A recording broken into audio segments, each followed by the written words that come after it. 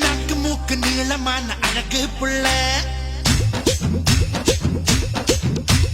நல்ல வேளை கிளின்டன் கண்ணில் படவே இல்லை